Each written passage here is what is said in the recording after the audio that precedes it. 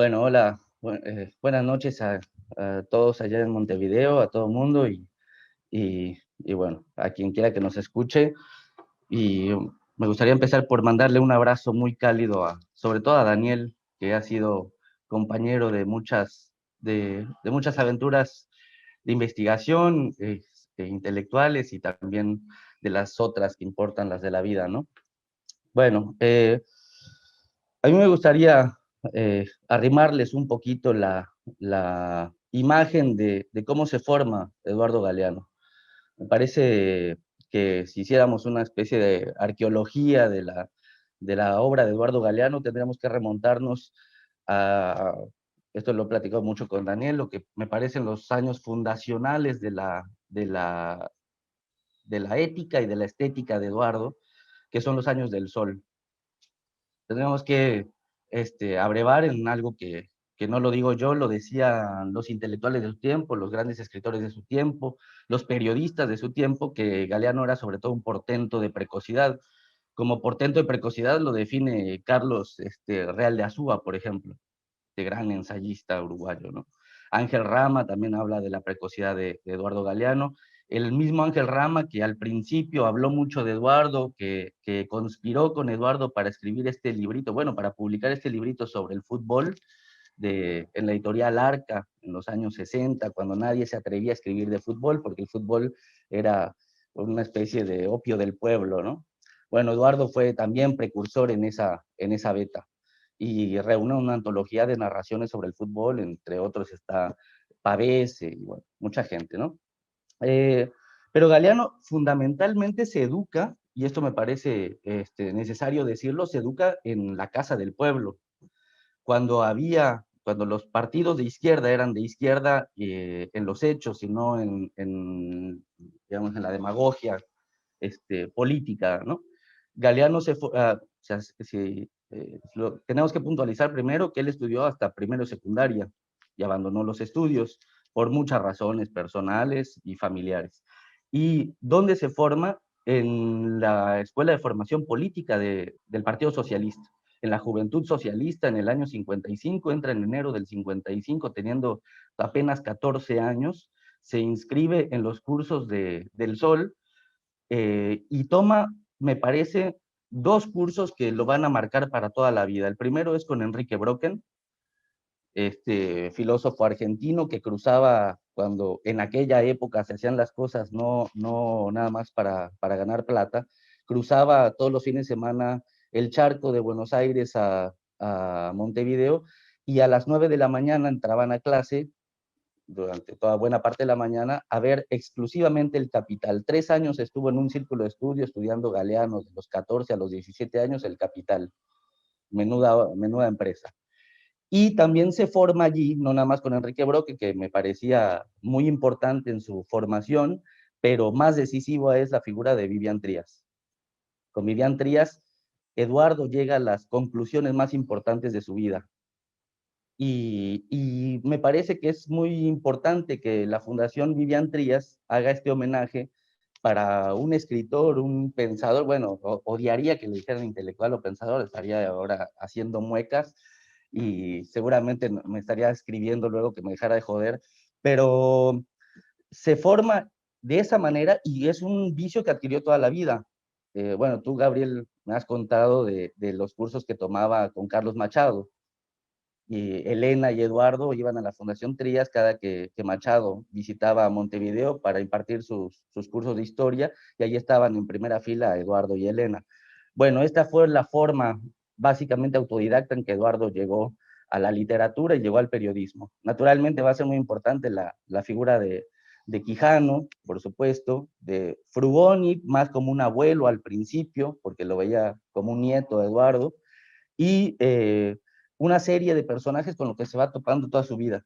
Pero esto, lo que me parece interesante resaltar es que si uno hace una revisión a fondo de la obra de Eduardo, sobre todo de los textos periodísticos de sus primeros años, Eduardo llega a sus conclusiones fundamentales en política y literatura desde los años 50 y a principios de los años 60, y esas ideas fundamentales no lo van a abandonar nunca. Naturalmente no quiero decir que se estancó y que vio el mundo toda su vida como lo vio al principio de su formación, sino más bien esas ideas fundamentales fueron robusteciéndose, haciéndose más complejas, más ricas y más contradictorias también. Me parece allí muy importante, por ejemplo, lo que decía Mariana, de que Eduardo ve al periodismo como que no hace una distinción entre el periodismo y la literatura. Incluso dirá más, ya esta idea de que el periodismo y la literatura son una misma cosa, la tiene a principios de los años 60. Todavía en el año 2000 y tanto, en varias entrevistas dice que la literatura es todo mensaje escrito que produce una cultura. Por lo tanto, literatura es el Quijote y literatura es un graffiti en una pared de cualquier ciudad. Y también nos hace la observación de que como existen buena y mala literatura, existen buenos y malos libros, pero que en esencia todo mensaje escrito que produce una cultura es literario. Y esto me parece fundamental porque es uno de los temas que más me ha apasionado, el, el establecer el lugar que ocupa Eduardo Galeano, y me parece bárbaro que se esté recuperando paulatinamente, todavía lentamente, hay que decir, la obra de Eduardo Galeano, más allá del personaje. En algún lugar del trabajo que hice en la UNAM, decía que Galeano es hijo de Borges, y esto causa mucha comezón a una buena parte de la academia, porque nadie se imagina que Borges y Galeano tengan alguna relación, pero la tienen en el fondo, porque Borges escribe también desde un lugar periférico, y esto no lo digo yo, lo dice Piglia, y bueno, no vamos a abundar en eso, o abundaremos en las siguientes rondas si se da. Esta línea que plantea Ángel Rama eh, eh, entre Borges y Rodolfo Walsh, por ejemplo, la viene a completar Eduardo Galeano con una forma de ver la literatura y que me parece que hay que decir una y otra vez. La principal aportación de Galeano, además de la poesía que está entreverada en su narración, es la idea de que el escritor debe rehacer su lenguaje, y él lo dice de otra manera, mucho más hermosa, debe abrir bien las orejas para poder escribir mejor. El escritor es el que mejor oye, el mejor oidor de historias. Luego las vuelve a contar el escritor. Y aquí lo que Galeano nos está planteando es qué lugar ocupa el escritor en la sociedad. Este tema que es viejísimo, Galeano lo lleva a su visión más radical al plantear que el escritor escribe para quien no sabe leer. Dice, yo escribo para los que no saben leer, para los que están en el fondo al final de la cola. Y si no saben leer, y esto dice, y esta es la pregunta que hacen los intelectuales y los escritores de derecha, acusando falsamente a Galeano de demagogo, si no saben leer, ¿para qué se escribe para esos no lectores? Bueno, se escribe para ellos porque de alguna manera el escritor está tratando, como decía también Mariana, de replantearse qué historias son válidas, qué es lo que hay que contar. Galeano, cuando cuenta el mundo de los nadies, cuando cuenta el mundo de los derrotados, de los humillados, aparentemente, no, corrijo, no aparentemente, esencialmente lo que está haciendo es replantearse la función de la literatura, porque él es periodista, pero a la vez, porque es periodista, es escritor. Y replanteándose la función de la literatura, se está preguntando en voz alta, ¿para quién escribe un escritor? ¿Para sí mismo? Bueno, esto Eduardo lo dijo muchas veces y hay unas polémicas deliciosas, unos artículos preciosos también sobre Onetti, por ejemplo, cuando decía que Onetti, que arrojado en su cama, postrado en su cama, que él escribía para sí mismo, y entonces Galeano le decía, bueno, pues no escribas nunca más, picando al viejo, ¿no? Y o mándate el libro para ti mismo, lo mandas en un sobre, te lo mandas por correo y le pones tu propia dirección para que te llegue a ti mismo, ya que escribes para ti. Y el viejo se ponía como loco, furibundo. Bueno, de alguna manera lo que está diciendo Galeano es que no estamos solos, que escribimos siempre para alguien más.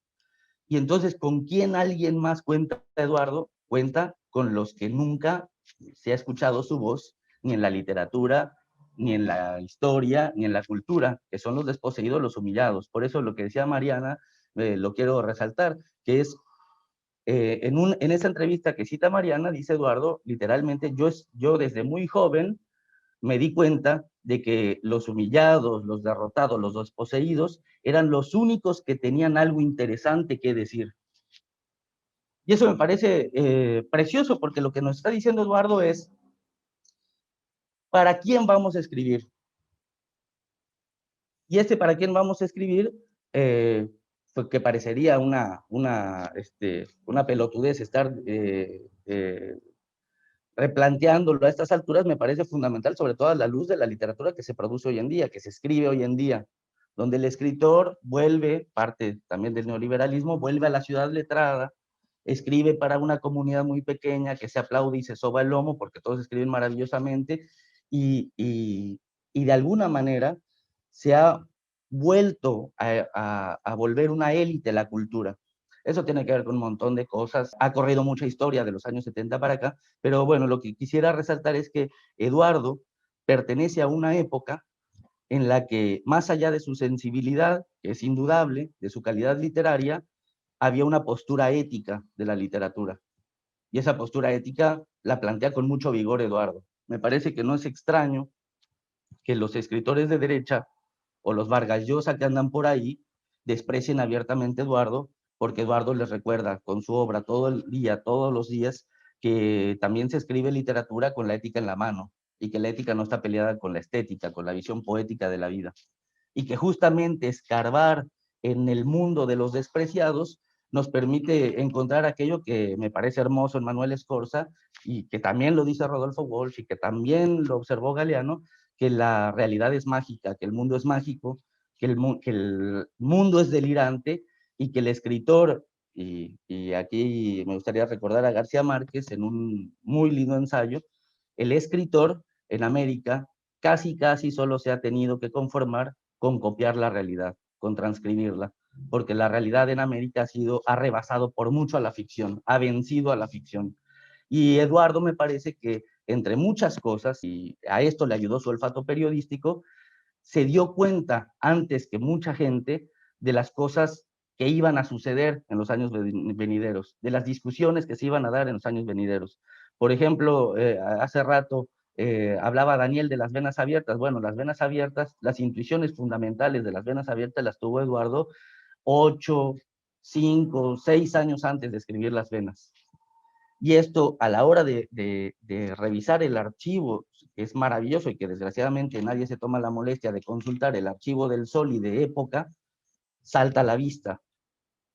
Estos escritores, y en especial Eduardo Galeano, se entrenó con la palabra, pero todos los días, porque escribía todos los días su columna en el periódico Época, por ejemplo, pero más allá de este entrenamiento, las ideas fundamentales siguen siendo las mismas. En el Galeano, que escribía sus reseñas de artes plásticas en El Sol, en los años 55, 56, 57, en el Eduardo Galeano, que escribía sus crónicas sindicales en el año 57, 50, bueno, 58, que escribía sobre las elecciones en Uruguay y sobre el sistema político burgués en el año 58, y el Eduardo Galeano, que empieza a hacer periodismo ya más en forma, en la revista Che en Buenos Aires, en Marcha y posteriormente en Época. Entonces, lo que para, como un primer escarceo con estas ideas, me gustaría dejar planteado que Eduardo, sobre todo, es un escritor que de alguna manera podríamos decir que estaba completo, que se había completado muy tempranamente, que buena parte de su obra está contenida desde el año 55 al 65, y que después simplemente fue enriqueciendo su propia obra con nuevas discusiones, con nuevos debates y con nuevos sucesos históricos. Lo que decía Daniel sobre las vicisitudes de las lecturas de Eduardo Galeano, bueno, tiene razón. Eduardo fue un intelectual, bueno, un lector voraz, leyó absolutamente de todo. Yo ahí me topé creo que en la Gaceta de la Universidad, en una época, la verdad no recuerdo, que Galeano leía, por ejemplo, los comunicados o las publicaciones que hacía la Embajada de Cuba y la Embajada de Estados Unidos en Uruguay. Pasaba por unos boletines que publicaban las embajadas para fundamentar un montón de cosas. Es decir, leía a los historiadores de su tiempo, igual leía a Franz Fanon, igual leía a los periodistas de su tiempo, e igual leía los boletines de prensa de cualquier cosa, de fútbol, de boletines de la UNESCO.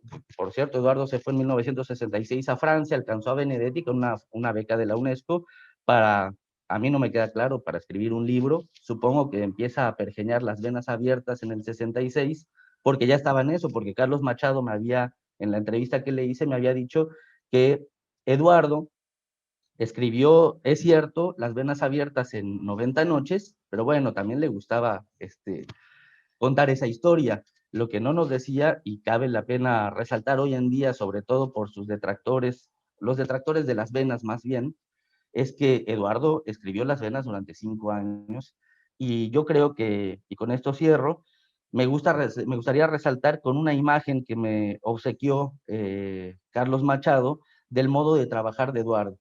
Dice que en su departamento, en 18 de julio, cuando vivía con su segunda mujer, con Graciela Berro, y estaban los niños corriendo por ahí en el departamento, Eduardo se sentaba en el comedor a trabajar sus lecturas y sus conceptos fundamentales con Carlos Machado.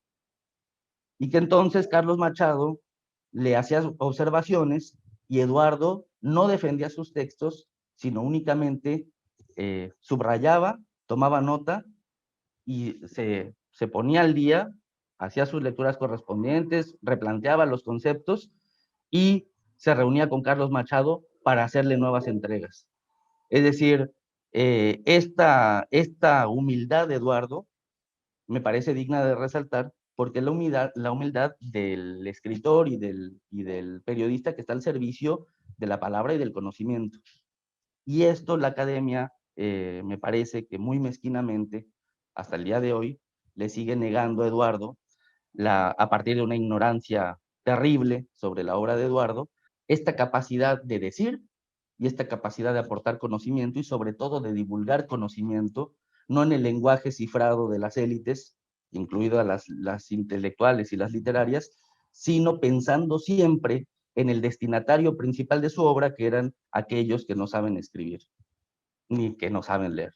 Terminaría con eso, Gabriel, y bueno, marca pauta para seguir más adelante discutiendo, ¿no? Cerraría con una carta que cito en este texto que mencionas, y es una carta muy breve y muy en la vena de lo que se ha comentado, ¿no? Que Eduardo abrió bien las orejas para entender mejor que nadie la lengua de los sencillos.